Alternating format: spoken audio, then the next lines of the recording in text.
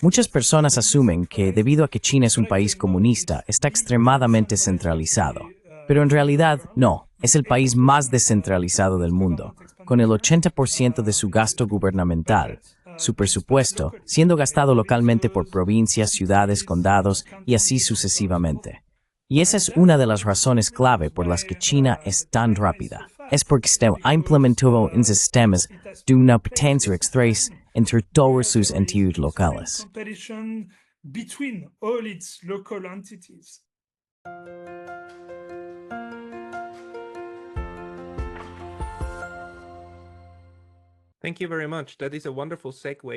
Muchas gracias. Eso es, en realidad, una transición maravillosa hacia la segunda parte que quiero discutir contigo. Amigos, todavía estoy hablando con Arnaud Bertrand, el prolífico analista en Twitter. Acabamos de discutir todo lo que está sucediendo con las negociaciones de paz entre Estados Unidos y Rusia y cómo eso impacta a Europa. Me gustaría profundizar un poco más o explorar más a fondo los problemas estructurales que Europa enfrenta ahora. Quiero decir, para mí, a simple vista, hay al menos tres, ¿verdad? El declive estructural de Europa, porque hay cosas que simplemente ya no puede hacer, como que no tiene una base de defensa industrial. Está siendo abandonada por Estados Unidos, al menos de la manera en que los europeos estaban acostumbrados. Recuerdo bastante claramente cómo cuando Biden fue elegido, anunció que Estados Unidos está de vuelta. Eso significaba volver a lo que los europeos conocían antes, ¿verdad?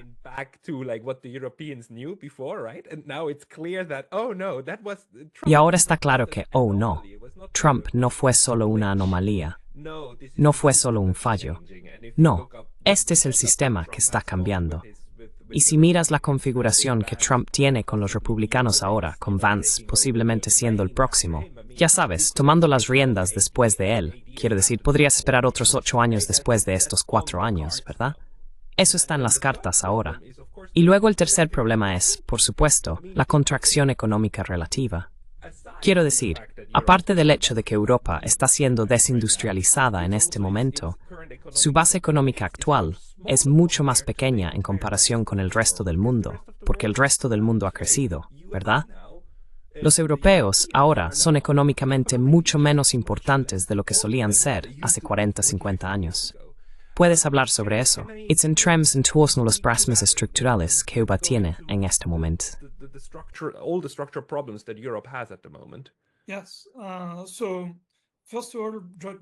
Sí. Así que, en primer lugar, solo una pequeña palabra sobre la administración de Biden, ya sabes, diciendo que Estados Unidos ha vuelto y demás. En realidad, en muchos aspectos, fue una continuación de la administración de Trump, especialmente en lo que respecta a Europa. Quiero decir, tenían, ya sabes, la retórica liberal amistosa, pero hicieron muchas acciones que llevaron a la desindustrialización de Europa. Por supuesto, la más famosa es la guerra de Ucrania, el sabotaje del gasoducto Nord Stream, que tuvo una consecuencia directa en los precios de la energía. Sabes, la energía de la industria se transformó, ¿verdad? Así que los precios de la energía son absolutamente críticos para las industrias. Y también tuvo, ya sabes, una legislación muy significativa como la IRA, Ley de Reducción de la Inflación, que hizo mucho para, ya sabes, atraer industria de Europa a Estados Unidos. Así que sí, New Every Day, my McGrucht, and if you borrowed Fort versus Dierab. A figure that really benefited Europe's interest.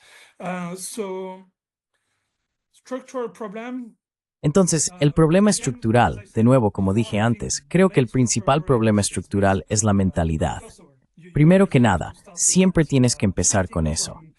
Pasar de la mentalidad de vivir en un mundo dominado por Occidente, donde la Alianza Occidental es como la estrella polar, y necesitas organizar tu estrategia en base a eso se acabó. Ahora vivimos en un mundo multipolar, donde Estados Unidos, quiero decir, ya lo era antes, pero ahora debería estar realmente claro para los europeos que no es un amigo que quiere que prosperes, sino que es un competidor que no vela por tus propios intereses. Y por lo tanto, necesitas cambiar tu mentalidad a una mentalidad de soberanía, defendiendo y protegiendo tu soberanía como europeos, defendiendo y protegiendo tus intereses. As Europeans, defending and protecting your interests. And when you start from that, you have an Y cuando partes de eso, comprendes lo inmenso que es el desafío, porque hemos perdido nuestra soberanía de muchas maneras. Así que estamos protegidos, pero no tenemos una industria de defensa. No tenemos defensa. La defensa y seguridad europeas son siempre las condiciones más importantes para la soberanía. Necesitas poder proteger tu soberanía, ante todo. Así que ese es un gran desafío. Sabes, hablando de tecnologías, siempre son absolutamente críticas. Como hemos visto en la historia mundial, cuando te quedas atrás tecnológicamente, entonces eres débil y otros pueden aprovecharse de ti. Es toda la historia de China. Un siglo de humillación. Se quedó atrás tecnológicamente y por eso pudo ser colonizada a voluntad por las potencias occidentales. Tecnológicamente, Europa se ha quedado atrás de una manera alarmante.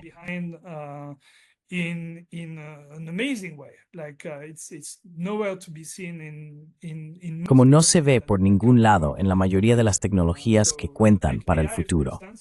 Entonces ya sabes, toma la IA, por ejemplo. Estaba mirando un marcador de los mejores modelos de IA que existen.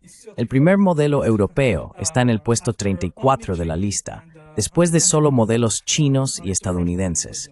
Es una empresa francesa llamada Mistral.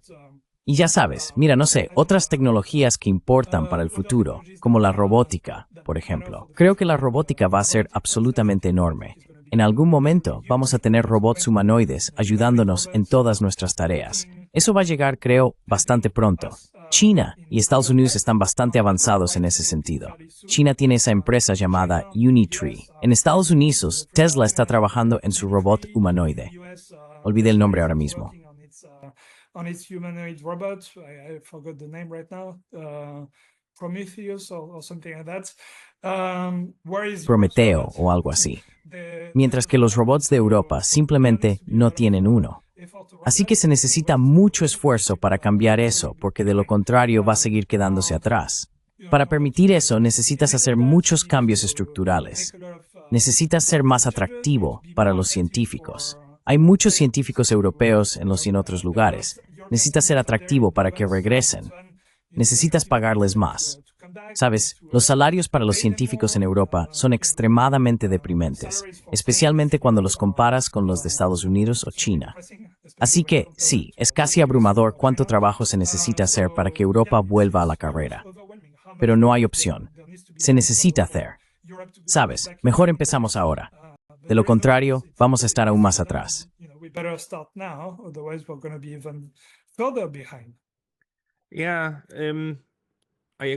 Sí, estoy de acuerdo. Por otro lado, Europa todavía tiene algunas cosas a su favor, ¿verdad? Por un lado, tienes estructuras que permiten el intercambio entre estos 27, 28 Estados miembros de la UE Temine y la Europa más grande, incluyendo el Reino Unido, incluyendo países como Suiza, y así sucesivamente. Hay intercambio y mecanismos en su lugar, ¿verdad? Así que podrías intentar hacer esto bien.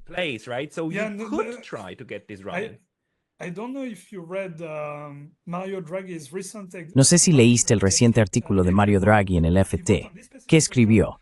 Escribió sobre esta cuestión específica, que paradójicamente hay más barreras comerciales dentro de Europa, dentro de los 27, en forma de impuestos aduaneros ocultos, aranceles ocultos, que entre Europa y el mundo exterior. Así que es una locura. Es más fácil para, digamos, Estados Unidos vender sus productos en Europa que para una empresa francesa vender sus productos en, digamos, Alemania. Así que, ya sabes, incluso en ese sentido, no está funcionando. Se necesitan hacer grandes reformas, pero estoy de acuerdo contigo en que esto debería hacerse. Esto debería hacerse.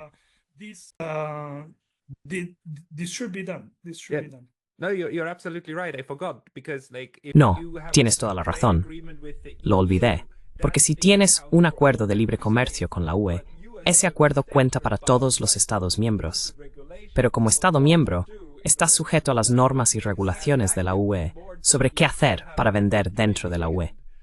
Y eso podría ser más tedioso que tener un acuerdo de libre comercio. Por eso, en este momento los suizos no están pensando en unirse a la UE en absoluto. Solo están pensando en cómo crear un acuerdo comercial estructural adecuado para resolver sus problemas con la SIL. Pero unirse a la UE ahora tendría muchas ventajas. Or take another issue, energy, which is so O important. tomemos otro tema, la energía, que es tan importante. En primer lugar, Europa no produce ni de cerca suficiente energía. De hecho, verifiqué y producimos un 25% menos de electricidad que los Estados Unidos, aunque tenemos 400 millones de personas, y ellos tienen alrededor de 330 millones. Así que producimos mucho menos que ellos. Y nuestra energía, la energía europea, es en promedio un 70% más cara que la energía estadounidense. Ni siquiera estoy hablando de China, cuya energía es 3 veces más barata que la de Estados Unidos, y producen el doble energía que todo Small Malls. La forma en que la energía bien está organizada dentro de Europa es completamente estúpida. Within Europe is completely stupid because, for instance, if you look at France, Porque, por ejemplo, si miras a Francia, en realidad tenemos una gran ventaja en ese aspecto, porque fuimos los primeros en adoptar la energía nuclear. El 75% de nuestra electricidad se produce mediante energía nuclear, lo cual es genial porque la energía nuclear es muy barata. Pero la forma en que funcionan las reglas europeas es que aunque producimos nuestra propia electricidad en Francia de manera tan económica, no podemos beneficiarnos de esos precios bajos porque necesitamos pagar un precio europeo, básicamente. Así que es como si voluntariamente nos disparáramos en el pie. Así que sí, se necesitan hacer tantas reformas que es casi, sí, abrumador. Pero de nuevo, es necesario hacerlo. overwhelming. But again, it needs to be done. Sí, también da miedo pensar en cuál sería el proceso para poner en marcha todas estas cosas, ¿verdad? Porque el aparato administrativo de la UE, no solo el aparato administrativo, sino el aparato político, es increíblemente pesado. Me pregunto si la inercia política para poner algo en marcha es enorme. Y luego, una vez que logras iniciar algo, las negociaciones tienen lugar en muchos niveles. También tienen lugar a nivel nacional, ¿verdad? Y luego pasan al nivel superior. I think that actually China is. Creo que en realidad, China no es un mal ejemplo en ese sentido, porque no muchas personas conocen la estructura real de China y la razón por la cual China es tan eficiente y rápida en hacer las cosas. Muchas personas asumen que porque China es un país comunista, es extremadamente centralizado. Pero en realidad, no. Es el país más descentralizado del mundo, con el 80% del gasto gubernamental, su presupuesto siendo gastado localmente por provincias, ciudades, condados y así sucesivamente. Solo el 20% del presupuesto de China se gasta a nivel nacional central. Cuando lo comparas con, por ejemplo, los Unidos, es 50-50, aunque los Estados Unidos son una federación de estados, por lo que los estados tienen, ya sabes, comparado con Francia, por ejemplo, donde es 80-20 pero en el otro sentido. Los Estados Unidos ya están bastante descentralizados, con los estados teniendo mucho poder, pero China tiene en otro nivel, con el 80% a nivel de provincia. Y esa es una de las razones clave por las fuerzas rápidas. That's one of the key reasons why China is so fast. It's because it has put in place Es porque ha implementado un sistema donde hay una competencia extrema entre todas sus entidades locales. Y así es como se progresa en el sistema chino como funcionario. Es un sistema meritocrático. Primero comienzas gestionando una aldea, luego un condado, luego una ciudad, y así sucesivamente. Y siempre eres evaluado en comparación con tus compañeros, ¿verdad? Siempre es un sistema de exámenes, donde los mejores ascienden a la cima. Y así, el gobierno ministerial da algunos objetivos bajos a 5 años, o planes a largo plazo, como hecho en China 2025. Pero luego, todos los grades necesitan cumplir con esto. All the localities need to deliver on this, and those who deliver best are promoted within the system. Y aquellos que entregan mejores resultados son promovidos dentro del sistema. Así que hay un incentivo extremo para hacerlo bien en eso, y por eso va tan rápido y es tan eficiente. Además, porque no es solo una forma de hacer las cosas. Tienes una provincia que experimenta con una forma de resolver un problema particular. Como ya sabes, necesitamos, no sé, descontaminar los cielos. Vamos a intentar hacerlo de esta manera. Y luego, ya sabes, las otras provincias ven que, bueno, it's a fractional go mau amri. Mulamber eso, viceversa. Very smart thing. I'm going to emulate that. or vice versa. Like you can see if something doesn't work. ¿Cómo? Puedes ver si algo no funciona. Y así, sí, estoy pensando que algo así para Europa no estaría tan mal, donde la comisión de la ULE no sería este tipo de, ya sabes. En muchos sentidos es mucho más dictatorial que el gobierno central chino, porque tienes todas esas reglas que necesitas respetar, y así es como es. Mientras que el enfoque chino es más, tienes todos esos objetivos que necesitas lograr, y tienes la libertad de decidir cómo. Y aquellos que logran esos objetivos de la mejor manera son promovidos dentro del sistema.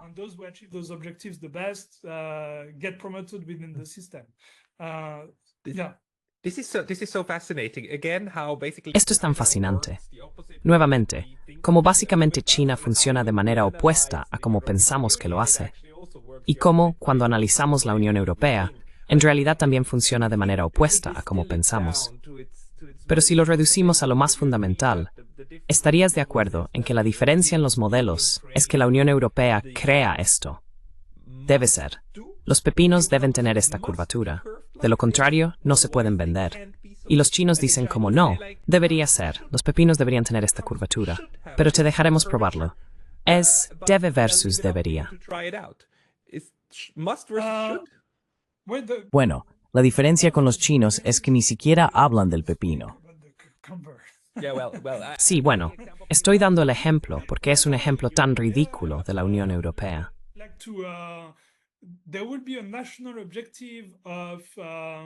Habría un objetivo nacional de necesitar vender más, no sé, verduras para seguir con el tema del pepino. Y luego depende de las localidades decidir cómo. Una localidad podría decir, ya sabes, los pepinos se venden mejor si son cuadrados o lo que sea. Y luego otra podría decir, no, funciona mejor si son redondos. Y poco a poco se llega a un estándar, básicamente. Así es más o menos como funciona. Entonces, demasiada microgestión en la Unión Europea. Es como dejen de intentar microgestionar la economía, den objetivos y déjenlo así.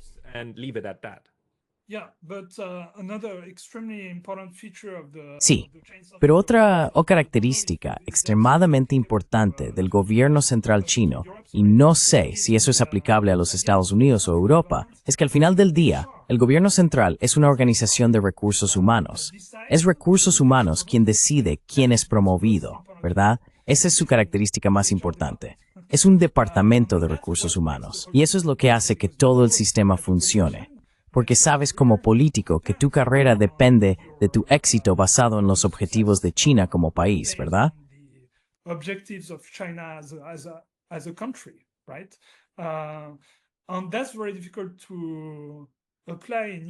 Y eso es muy difícil de aplicar en Europa, donde la Comisión Europea, aunque importa e interfiere en la política local de los estados, normalmente no tiene voz en quién gobierna qué país. La promoción se basa en el voto de los ciudadanos, en las campañas, etc.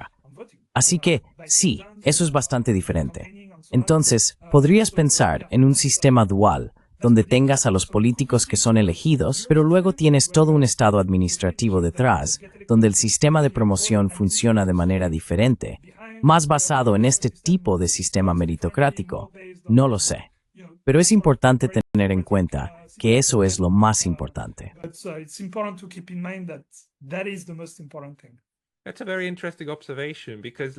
es una observación muy interesante porque Europa, en gran medida, funciona con este principio de una manera completamente diferente, ¿verdad? Te muestra el liderazgo.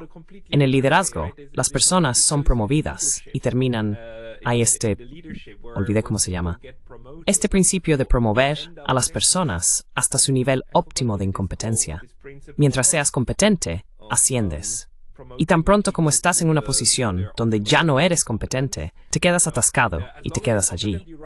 Y luego creas un sistema donde te aseguras de que en cada posición importante tengas a alguien que no es competente para cumplir con esa posición. Y lo podemos ver con von der Leyen. Están atascados con von der Leyen.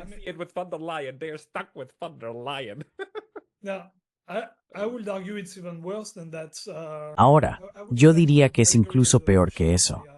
Volvería a la alegoría del barco de Platón, ya sabes, donde cómo decides quién dirige el barco. Basado en su competencia, ¿verdad? o basado en la votación de las personas que están en el barco, y luego eliges a alguien basado en sus promesas de hacia dónde va a ir el barco. Y ya sabes, una imagen increíble. Y terminas con alguien que no ha alcanzado en absoluto el nivel de su competencia. Simplemente han sido elegidos. Son completamente incompetentes para el trabajo, punto. Así que, sí.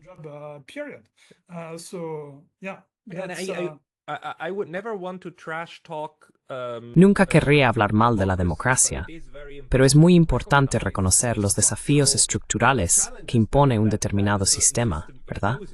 Es importante reconocer lo que no necesariamente funciona bien en él. Y la otra cosa es, por supuesto, que el sistema democrático de la Unión Europea también crea momentos en los que las regiones pueden bloquear decisiones del conjunto, lo cual en China, creo, no sería posible. Este ejemplo que siempre tengo en mente es cuando la UE negoció el acuerdo de libre comercio con Canadá.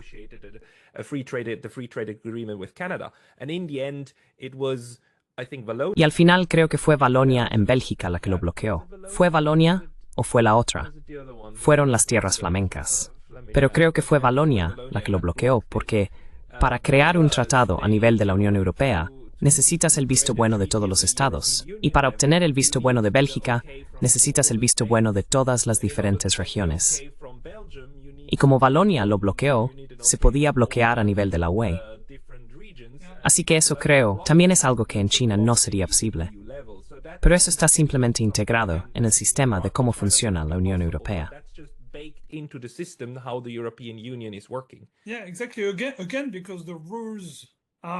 Sí, exactamente. Nuevamente, porque las reglas están a ese nivel, ¿verdad? Y cuando las reglas están a ese nivel, entonces se convierte en, ya sabes, tienes que obtener el acuerdo de todos. Pero si tienes las reglas mucho más flexibles y decididas a nivel local, entonces no tienes ese problema. Y volviendo a la democracia, de hecho Francia reconoció este problema. De Gaulle en su momento intentó tener una especie de sistema mixto, y por eso en Francia creamos la ENA, École Nationale d'Administration. Bueno, básicamente la idea era que tenemos democracia, la gente puede votar, pero aquellos a quienes votamos para el poder deberían tener al menos una base similar de competencia.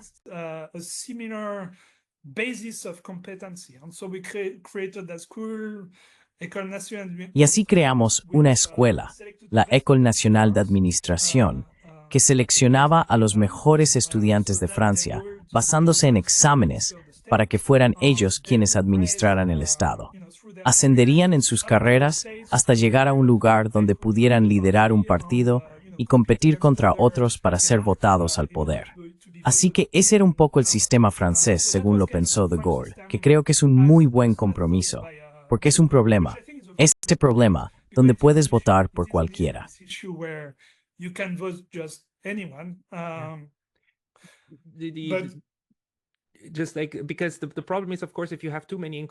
Porque el problema es, por supuesto, que si tienes demasiadas personas incompetentes y tienen demasiado poder, entonces obtienes resultados muy, muy malos. La forma en que los suizos intentaron resolver esto es básicamente despojando de poder al Parlamento mediante la votación democrática directa. Para hacer cualquier cosa, no cualquier cosa, pero para muchos temas, realmente necesitas ganar un referéndum nacional. Y eso cambia la dinámica. Así que incluso si tenemos demasiadas cabezas tontas allí, la necesidad de volver a la población general y realmente tener leyes votadas a favor o en contra, corrige ese problema. Pero necesitas algún tipo de método de corrección para asegurarte de que demasiados idiotas no arruinen todo el sistema.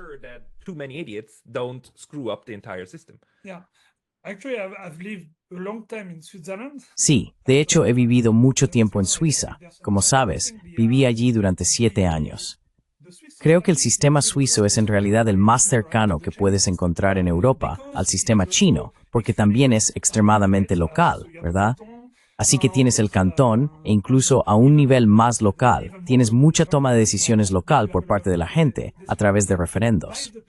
Y así es una democracia muy viva que siempre se adapta a las condiciones sobre el terreno, porque cualquiera puede surgir sobre el terreno.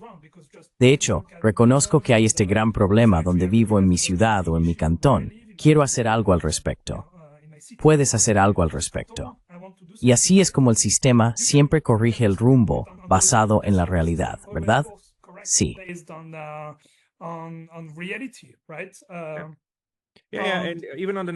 Incluso a nivel nacional, cada ciudadano suizo tiene el poder de cambiar la constitución suiza si logra obtener suficiente apoyo. Todos pueden hacerlo. Yeah, exactly. Yeah. Sí, exactamente.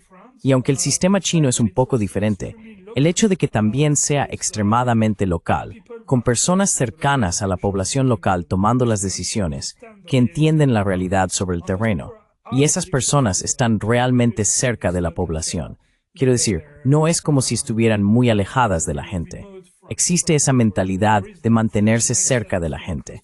Eso es muy importante en el sistema chino. Así que también tienes esa flexibilidad constante, adaptación constante a la realidad sobre el terreno, a diferencia de las decisiones tomadas desde Bruselas, que necesitan lidiar con una cantidad tan diversa de realidades en toda Europa, con países que son tan diferentes entre sí, que de hecho se llega a reglas que son un compromiso tal que al final del día son irrelevantes para todos. It's irrelevant to everyone at the end of the day. Esto ha sido muy interesante, esta comparación.